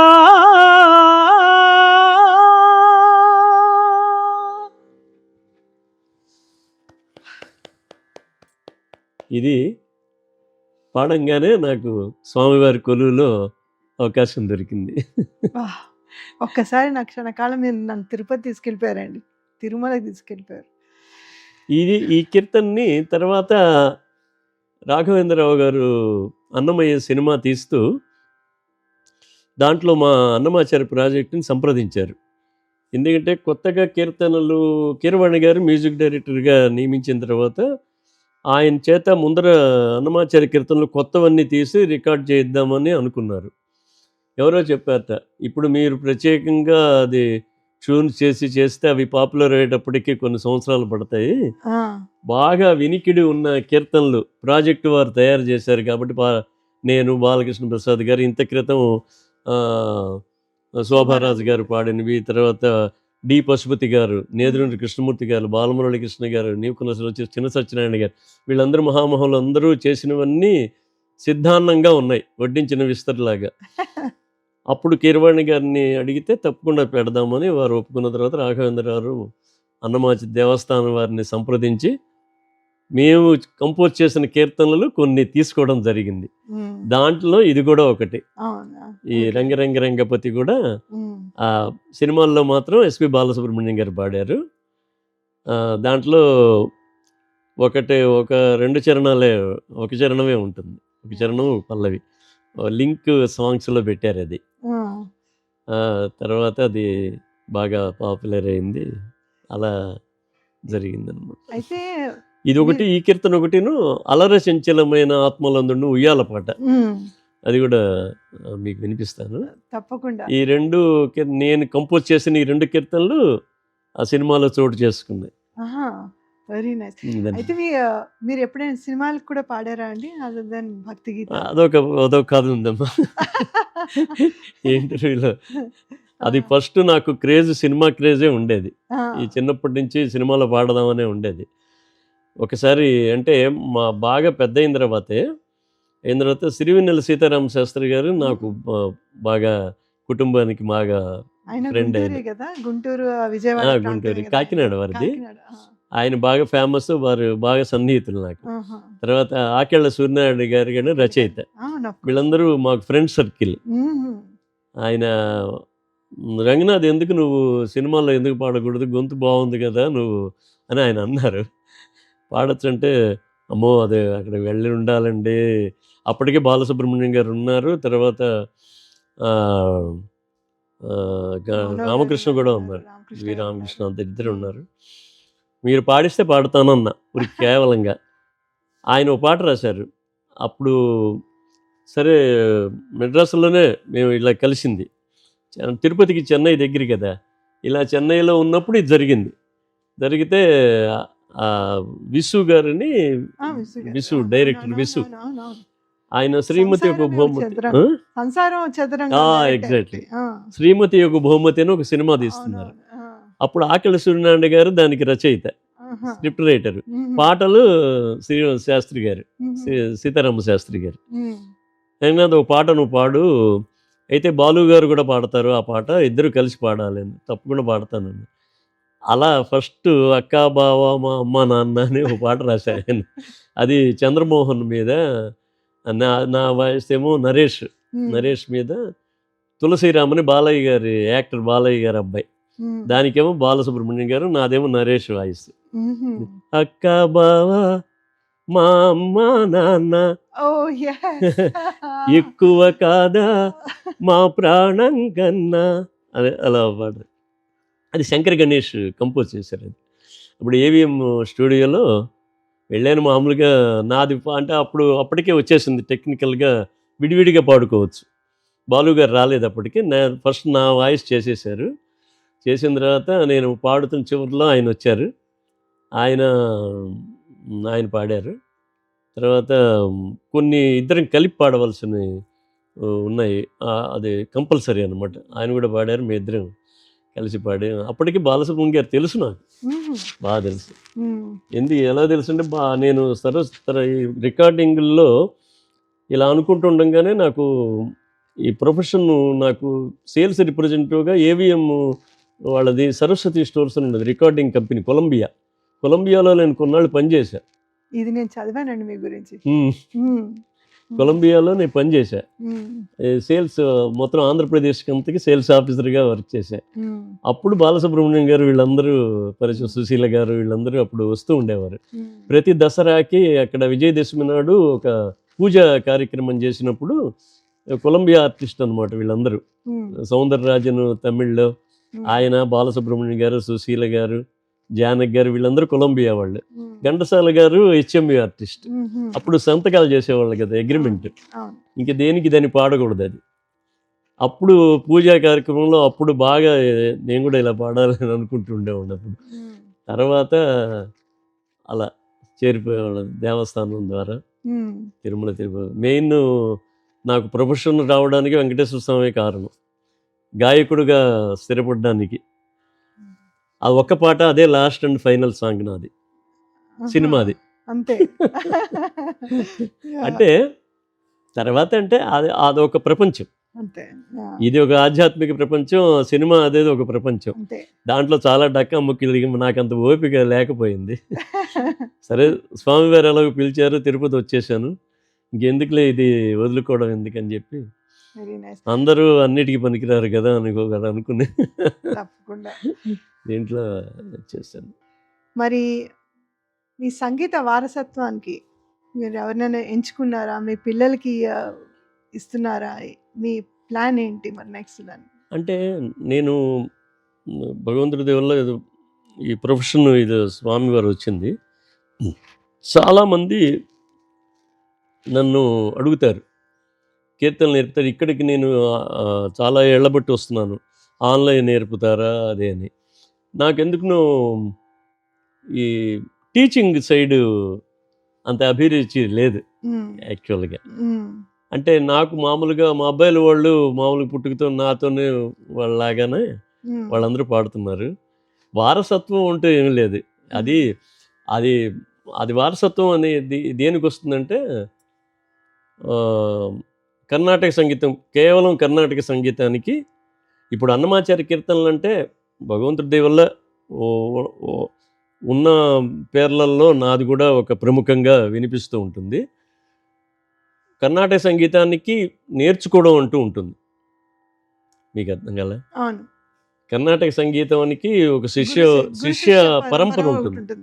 ఎందుకంటే కర్ణాటక సంగీతం క్షుణ్ణంగా రావాలంటే నేర్పితే కానీ రాదు అది. ఇప్పుడు ఈ అన్నమాచార్య కీర్తనలు ఏంటంటే ముఖ్యంగా గొంతు ఉండాలి, నేర్చుకునే అభిరుచి ఉండాలి. కానీ ఎవరికి వాళ్ళు పాడుతున్నారు, కానీ అలా అలా ఉంటుంది. కానీ నేర్పితే మీరు చెప్పినట్టు నేర్చుకునే వాళ్ళు కూడా శ్రద్ధగా నేర్చుకోవాలి. ఎందుకంటే కొద్దిగా పాడగా ఇప్పుడు నేను కొంతకాలం ట్రై చేశాను. పాడేవాళ్ళు నేర్చుకోరు అన్నమయ్య కీర్తనలు. నా దగ్గర రంగనాథ్ గారు నాకు చెప్పండి అని. పాడలేని వాళ్ళు వస్తారు, వాళ్ళకి చెప్పినా రాదు. అందుకని ఆ టీచింగ్ సైడ్ నేను, ఎందుకంటే కొద్దిలో కొద్ది గొంతు ఉండాలి. ఇప్పుడు నేను వాళ్ళ దగ్గర డబ్బు తీసుకుని నాకు అలా ఏదో క్లాస్ చెప్తాము అనే ఒక దృక్పథం ఉండదు. ఎలాగ, ఎందుకంటే అది అది అలా అయిపోయింది. అది అంటే వారసత్వం అంటూ ఏం లేదు. మా పిల్లలు పాడతారు, మా పిల్లలు బాగా పాడతారు. వాళ్ళు కూడా కొన్ని రికార్డింగ్స్ కూడా ఇచ్చాడు మా పెద్ద బాబు, ఇచ్చాడు శ్రీరామ్ చరణ్ అని. మిగతా వాళ్ళ వ్యాసంగాల్లో పడిపోయారు, ఉద్యోగాలు అవి. అంతే కదా. ఇప్పుడు రంగనాథ్ గారు ఇంకొక క్వశ్చన్ చెప్పు. ఈ కాలం చాలా మంది అన్నమాచార్య కీర్తనలు కూడా ట్యూన్ చేస్తున్నారు కదా. మరి మీరేమో చాలా 1 year 2 years ట్రైన్ చేసుకున్న తర్వాత కానీ దాని మీద పట్టు వచ్చిన తర్వాత మీరు ట్యూన్ చేశారు. సో దీని గురించి మీ అభిప్రాయం? అంటే ఇప్పుడు అన్నమాచార్య సంకీర్తనలు అంటే ఒక వడ్డించిన విస్తర లాంటివి. అంటే సిద్ధ అన్న భోజనం అంటారు. అంతా ఆయన ఆల్రెడీ పెట్టేశారు, వంటకాలన్నీ చేసి పెట్టేశారు. అది త్యాగరాజ స్వామి వారి కృతులేమో శిష్య పరంపరగా వచ్చినాయి. అంటే ఒక నిర్దిష్టమైన ఒక నొటేషన్ ఉంది త్యాగరాజ స్వామి వారి కీర్తనలకి. వారు రాయకపోయినా కూడా వారు పాడుతూ ఉన్నప్పుడు శిష్య పరంపర రాసేవారని మనం వింటూ ఉంటాం. తద్వారా అలా త్యాగరాజ స్వామి కృతులు శిష్య పరంపర, వాళ్ళ శిష్యులు, వాళ్ళ ప్రశిష్యులు అలా వచ్చింది. ఈ అన్నమాచార్య కీర్తనలకి ఏమిటంటే రచనలు మాత్రమే బయటపడ్డాయి ఈ సంకీర్తనలు. మీరు కంపోజింగ్ విషయం వచ్చింది కాబట్టి నేను అక్కడి నుంచి చెప్పాలి. అదేమైందంటే తొలుతొలుతగా దేవస్థానం వారికి ఈ అన్నమాచార్య కీర్తనలు లభించాయి భాండాగారంలో. అది ఎప్పుడు ఎవరు పెట్టారో తెలియదు. తిరుమల మనం హుండీ పక్కనే ఒక భాండాగారం ఉంది, అక్కడి నుంచి కొన్ని కీర్తనలు వెలికి తీశారు. తాటి ఆకులు, రాగిరేకుల్లోంచి. దానికి వేటూరి ప్రభాకర శాస్త్రి గారు, సాధు సుబ్రహ్మణ్య శాస్త్రి గారు, గౌరిపెద్ది రామసుబ్బశర్మ గారు, అప్పుడు మహాపండితులందరూ అక్కడ ఉండేవారు. వారి చేత అవన్నీ పరిష్కరింపజేశారు తొలుతొలుతగా. వాటిని అది పూర్వం తెలుగులో ఉన్నాయి. వారు కవులు, వారు అందరూ కూడా కవులు. రాళ్లపల్లి అనంతకృష్ణ శర్మ గారు మాత్రం సంగీతజ్ఞులు ప్లస్ కవులు కూడా. అవన్నీ కీర్తనల రూపంలో వీళ్ళు ఒక పుస్తక రూపంలో శిష్యుల్ని పిలిపించి అదంతా రాగిరేకులు ఇలా చదువుతుంటే మహాపండితులు కదా, ఆ లిపి వాళ్ళే తెలుస్తుంది. ఆ కొమ్ములు, ఆ దీర్ఘాలు ఒక డిఫరెంట్గా ఉంటాయన్నమాట. మీరు తిరుమల వచ్చినప్పుడు మ్యూజియంలో పెట్టారు అవన్నీ, ఇప్పుడు ఎప్పుడన్నా చూడొచ్చు. అన్నమాచార్య కీర్తనలు ఒరిజినల్ రాగిరేకులు, తాళపత్ర గ్రంథాలు కూడా ఉన్నాయి అక్కడ. కొన్ని వాటిలో రాశారు, కొన్ని రాగిరేకులు. మొత్తం 3000 రాగిరేకులు దొరికాయి. దాంట్లో 12,000 కీర్తనలు, 14,000 కీర్తనలు మాత్రం ఉన్నాయి. 32,000 సంకీర్తనలు రాశారు కదా అన్నమాచార్య. వాటిలో దొరికినాయి అవి. ఆ రాగిరేకుల్లోంచి వీరు పరిష్కరించారు. వారు పరిష్కర్తలుగా నిలిచిపోయారు. దేవస్థానం. తర్వాత దానికి మ్యూజిక్ లేదు, రాగాల పేర్లు ఉన్నాయి. ఏదో పూర్వం మనం ఈ మోహన, కళ్యాణి ఇవన్నీ పాపులర్ రాగాలు ఇవన్నీ ఉన్నాయి. దీంతో పాటు పూర్వం రాగాలు కొండమల్లారని అవన్నీ ఇవన్నీ కొన్ని కొన్ని ఉన్నాయి.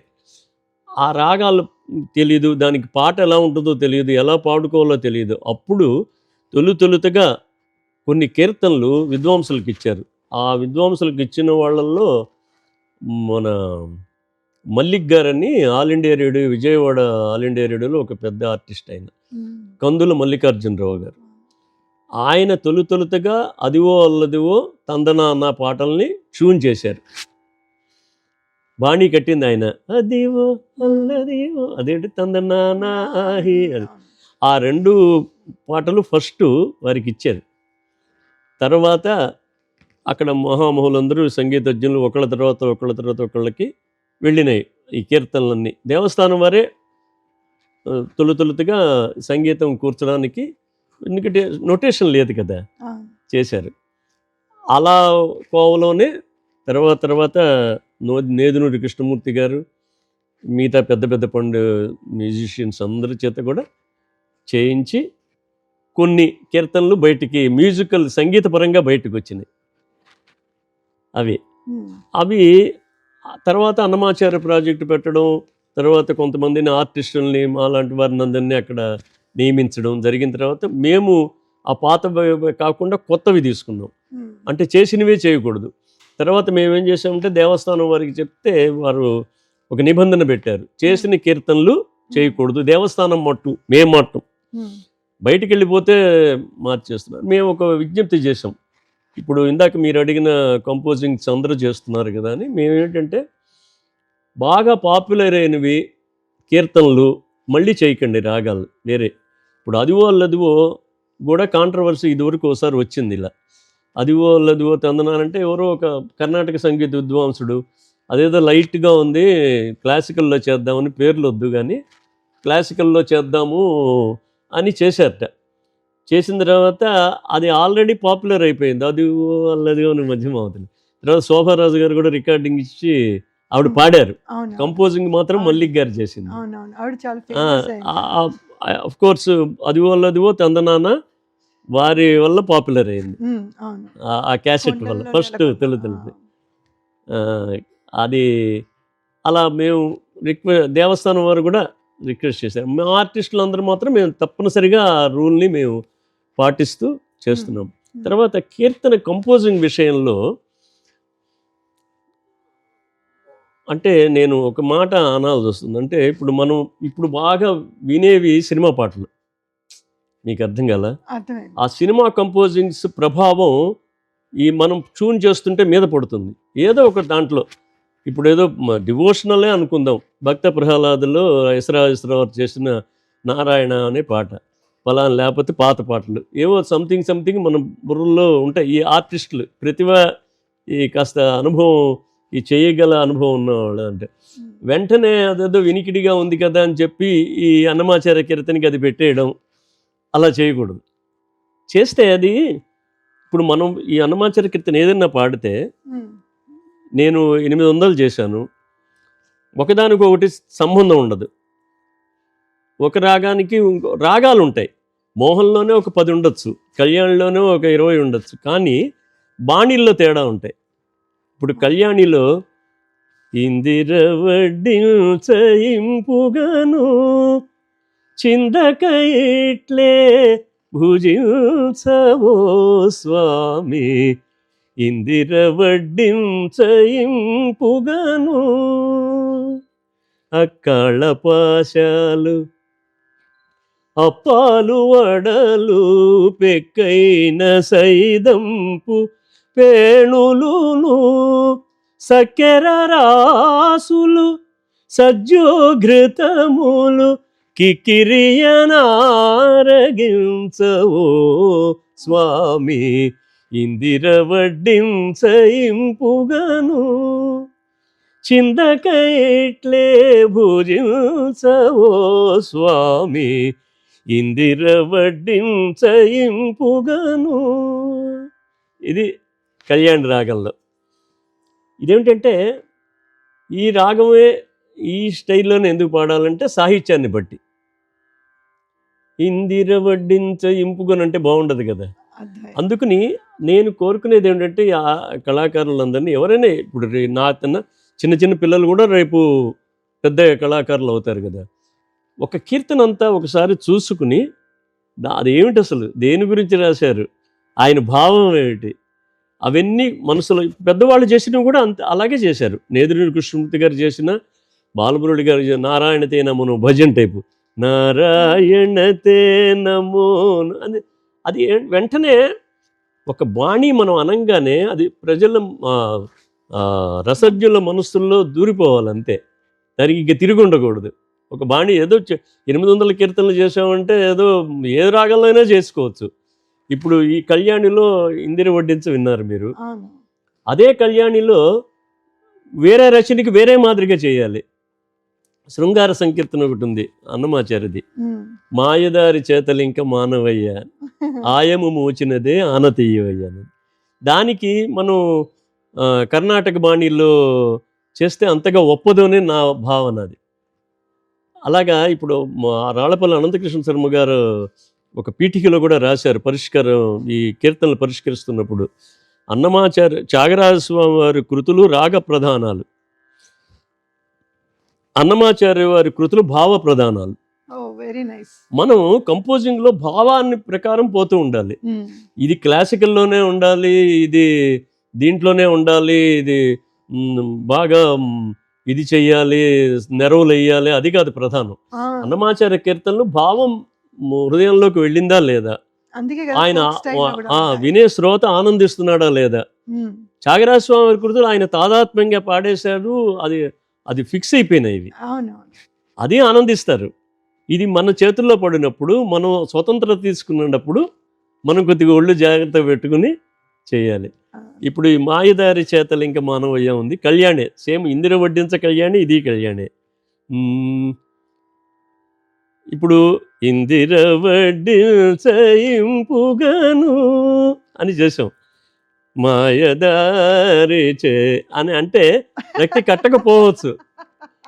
ఇదేమిటంటే ఆ స్టైల్ వేరు. మాయదారి చేతలింక మానవయ్య ఆయము మోచినదే ఆనతీయవయ్య అని అడుగుతున్నాడు. మా అమ్మవారు అడుగుతున్నట్టు ఇప్పుడు అన్నమాచార్యుల వారు ఆయనే నాయిక అయ్యాడు, ఆయనే నాయకుడు అయ్యాడు, ఆయనే వెంకటేశ్వర స్వామి, ఆయనే అలవేల మంగమ్మ, ఇద్దరు శృంగారం ఆయన భావ ప్రకటన చేశాడు ఆయన. అలాగా ఇప్పుడు మాయదారి చేతలింక ఈ గజల్ టైపులో మానవయ్య మాయదారి చేతలింక మానవయ్య ఆయము మోచినదే ఆనతీయవయ్య మాయదారి చేతలింక మానవయ్య. సిగ్గులు నీ మీద వేసి చింత పొరలి చెలి ఎగ్గుదీర మాటు మందు ఏదయ్యా. సిగ్గులు నీ మీద వేసి చింత పొరలి చెలి ఎగ్గుదీర మాటు మందు ఏదయ్యా. నిగుదేరి విరహము నీకుగానే ఇంత చేసే, నిగుదేరి విరహము నీకుగానే ఇంత చేసే, దగ్గరింతిగావగ తతి ఏదయ్యా. మాయదారి చేతలింక మానవయ్య ఆయము మోచినదే ఆనతీయవయ్య. మాయదారి చేతలింక మానవయ్య. అర్థమైందండి. అది మీరు చెప్పినట్టుగా భావాన్ని కాస్త అర్థం చేసుకొని దాని స్టైల్ ప్రకారంగా కంపోజ్ చేస్తే బెటర్. అది Right. అది ఆలోచించాలి. కొద్ది Yeah. కీర్తన దొరకంగానే వెంటనే చేయకుండా ఎక్కడో విన్నట్టుగా ఉంది అని అనకూడదు అది వినేవాడు. అది అది ఏ కీర్తనకి ఆ కీర్తన ఒక ప్రత్యేకం ఉండాలి. మనం చేసిన కీర్తన కూడా మనలాగా మళ్ళీ ఆ కీర్తనలాగా కూడా ఉండకూడదు. అది దాంట్లో నేను కొంత కృషి చేశాను. Yeah. స్వామివారి కటాక్షం ఇది. ఈ కీర్తన నేను మాయదారి చేతలు ఇంక మానవయ్య వాణిజ్యరామ్ గారి చేత పాడించా. మా Oh, దేవస్థానం వారి కానీ తరఫున చాలా బాగుందండి ఇది. ఆవిడ పాడారు. Very nice. ఆవిడ చాలా ఇది ఒకటి సేమ్ కళ్యాణిలో మళ్ళీ ఇంకోటి ఉంది. చలిగాలి వేడేల చల్లిని కప్పురపు మలయజముతానేల మండిని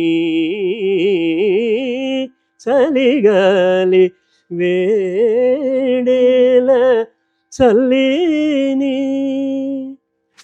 ఇది విరహిణి అయిన నాయిక పాడే ఆ, సంకీర్తన. చలిగాలి వేడిగా ఉందని వేడిగా ఉంది. ఆయన Yeah. భావం. ఆ, ఆ నాయకుడు రావలేదు, ఆయన ఎదురు చూస్తున్నాను, ఈ చలి అంతా కూడా నాకు వేడిగా అనిపిస్తుందని. అది అదే అలా డిఫరెంట్గా భావాలు స్వామివారు అన్నమాచార్య వారు ఆ భావ ప్రకటనని కొద్దిగా అయినా కూడా కొంత మనం ప్రకటింపజేయడానికి కృషి చేయాలి. చేయాలి.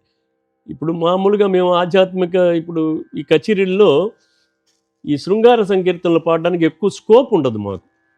ఎందుకంటే ఇది అంతా కూడా ఒక సెక్షన్ లాగా ఉంటుంది అనమాట. మధ్యలో ఆడియన్స్ కూడా తీసుకోలేరేమో. ఇప్పుడు మాకేమిటంటే 2 పద్ధతులు ఉంటాయి ఇక్కడ కచేరీల్లో. ఉమ్, ఆడిటోరియం కాన్సర్ట్స్, టెంపుల్ కాన్సర్ట్స్. అర్థమైంది. టెంపుల్ కాన్సర్ట్స్లో ఆధ్యాత్మిక పాడితేనే వాళ్ళు లీనం అవుతారు. అవును. మధ్యలో చలి వేడి అంటే వాళ్ళకి అదే అది ఉండదు. అందుకని ఆడిటోరియంలో కొంత పిన్ డ్రాప్ సైలెంట్గా మన వైపు చూస్తూ ఉంటారు పాడేవాళ్ళు. డిఫరెంట్ మోడ్ ఆఫ్ మనం స్వామివారు చేసినవి ఆయన భావాలన్నీ మనం వినిపించడానికి అవకాశం ఉంటుంది. అలర చంచలమైన ఆత్మలందుండని అలవాటు చేసిన ఉయ్యాలని ఓహో, నేను బ్యూటిఫుల్. అది నేను కంపోజ్ చేసిన సాంగ్స్లో అది కూడా ఒకటి. అది అన్నమయ్య సినిమాలో కూడా మీరు విన్నారు తర్వాత. అవునవునవునవును. అది పాడి వినిపిస్తాను.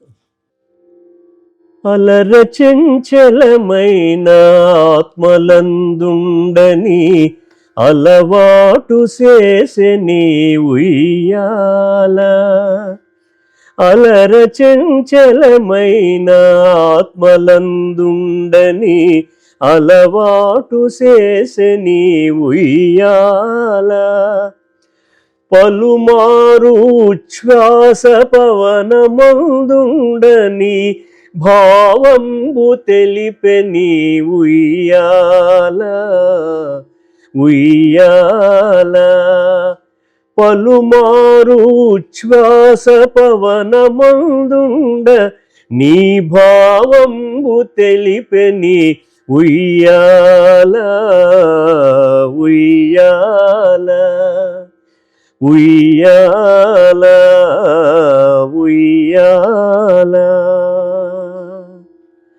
మేలు కట్లై మీకు మేఘమండలమెల్ల మెరుగునకు మెరుగాయే ఉయ్యాల. నీలశైలము వంటి నీ మేని కాంతికి నీలశైలము వంటి నీ మేని కాంతికి నిజమైన తొడవాయే ఉయ్యాల. నీలశైలము వంటి నీ మేని కాంతికి నిజమైన తొడవాయే ఉయ్యాల.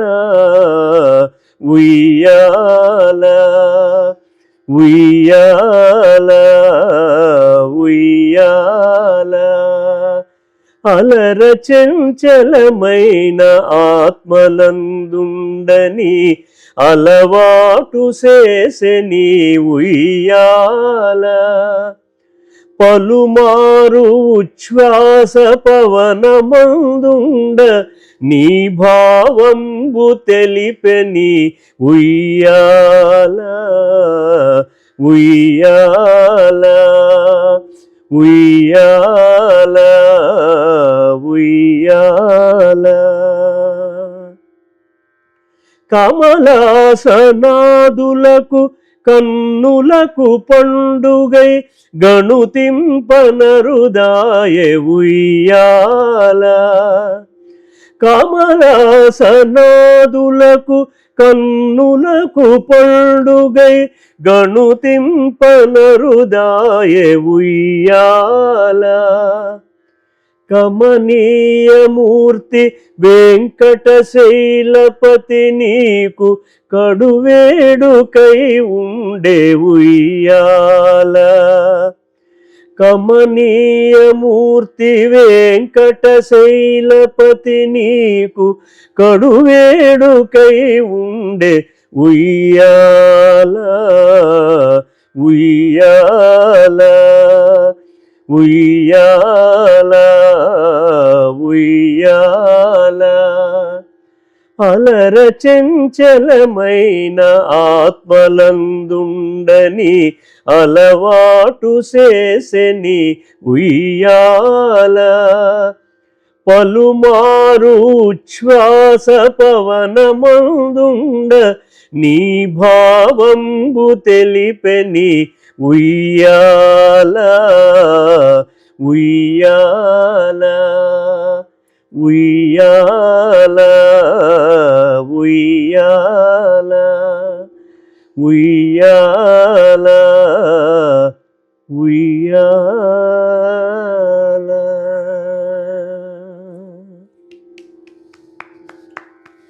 బ్యూటిఫుల్ కాంపోజిషన్ అండి. Very nice, very very nice. కొంచెం కొన్ని గోవిందనామాలు కూడా పాడతారు? తప్పకుండా.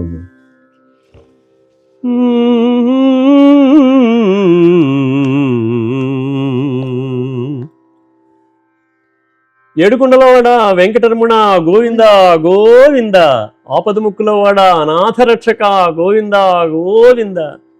వడ్డీ కాసులవాడ వెంకటరమణ గోవింద గోవింద. శ్రీనివాస గోవింద శ్రీ వెంకటేశ గోవింద. శ్రీనివాస గోవింద శ్రీ వెంకటేశ గోవింద. భక్తవత్సల గోవింద భాగవత ప్రియ గోవింద. నిత్య నిర్మల గోవింద నీలమేఘ శ్యామ గోవింద. పురాణ పురుష గోవింద పుండరీకాక్ష గోవింద. నందనందన గోవింద నవనీత చోర గోవింద. పశుపాలక శ్రీ గోవింద పాప విమోచన గోవింద. దుష్ట సంహార గోవింద దురిత నివారణ గోవింద. శిష్ట పాలక గోవింద కష్ట నివారణ గోవింద. వజ్రమకుటధర గోవింద వరాహమూర్తి గోవింద. గోపీలోల గోవింద గోవర్ధనోద్ధార గోవింద. మత్స్యకూర్మ గోవింద మధుసూదన హరి గోవింద. వరాహ నృసింహ గోవింద వామన భృగురమ గోవింద. అనాథ రక్షక గోవింద ఆపద్బాంధవ గోవింద. శరణాగత విదే గోవింద కరుణాసాగర గోవింద. శంఖ చక్రధర గోవింద శాంగ గదాధర గోవింద. విరజాతీర్థస్థ గోవింద విరోధి మర్దన గోవింద. సాలగ్రామధర గోవింద సహస్రనామ గోవింద. లక్ష్మీ వల్లభ గోవింద లక్ష్మణాగ్రజ గోవింద. కస్తూరి తిలక గోవింద కాంచనాంబర గోవింద. గరుడ వాహన గోవింద గజరాజ రక్షక గోవింద. శేషశాయినే గోవింద శేషాద్రి నిలయ గోవింద. శ్రీ శ్రీనివాస గోవింద శ్రీ వెంకటేశ గోవింద. తిరుమల వాస గోవింద తులసీవనమల గోవింద. గోవింద హరి గోవింద గోకుల నందన గోవింద శ్రీనివాస గోవింద శ్రీ వెంకటేశ గోవింద శ్రీనివాస గోవింద శ్రీ వెంకటేశ గోవింద శ్రీనివాస గోవింద శ్రీ వెంకటేశ గోవింద గోవిందా గోవింద. అయితే ఈ అలాగే. కాంపోజిషన్స్ అన్ని మీ యూట్యూబ్ ఛానల్లో ఉన్నాయండి? అంటే ఇటీవలే పెడుతున్నాను నేను ఇప్పుడు 100 సాంగ్స్ పెట్టాను, యా. ఇంకా వరుసగా పెడుతున్నాను. అంటే దీనికి యూట్యూబ్లో పెట్టాలంటే మళ్ళీ రికార్డింగ్ వీడియో రికార్డింగ్ ఉంటే కానీ ఎక్కువ వినరు, చూడరు. మ్మ్. ఇప్పుడు మనిషి కూర్చుని పాడుతుంటే ఆ పిక్చర్కి ఆడియోకి తేడా ఉంటుంది. కాకపోతే ఉంటే కనుక మాలాంటి వాళ్ళకి మంచిది అవుతుంది. అవును, ఆడియో కూడా చేస్తున్నా మ్మ్. కొన్ని, అంటే ఫొటోస్ పెట్టి మీకు తెలుస్తుంది కదా, యా. ఫొటోస్ పెట్టి చేస్తున్నాను. కొన్నేమో ఇచ్చేస్తున్నాను, లిప్ కంపోజ్ ఇచ్చేస్తున్నాను. ఓకే. పాట ఆడియో వింటూ పాడతాను నేను. మ్మ్. అలా కూడా చాలా పెట్టాను YouTube channel, Parupalli Ranganatha official అని. Very nice, very nice. So విన్నారు కదా, పారుపల్లి రంగనాథ అఫీషియల్. ప్లీజ్ తప్పకుండా యూట్యూబ్ ఛానల్ని వెళ్ళండి, ఇలాంటి మంచి మంచి కాంపోజిషన్స్ వినండి. అయితే రంగనాథ్ గారు ప్రతి నిత్యం క్షణక్షణం మీ గోవిందనామాలు, మరి వెంకటేశ్వర మనసా స్మరామి లాంటి మంచి మంచి భక్తి గీతాలు మాకు వినిపించేటట్టుగా, అలాంటి మనిషిని మాకు ప్రసాదించిన మీ తల్లిదండ్రులకి మనస్ఫూర్తిగా నమస్కరిస్తూ మనం కృతజ్ఞతలు అండి. Thanks. Thank you very much.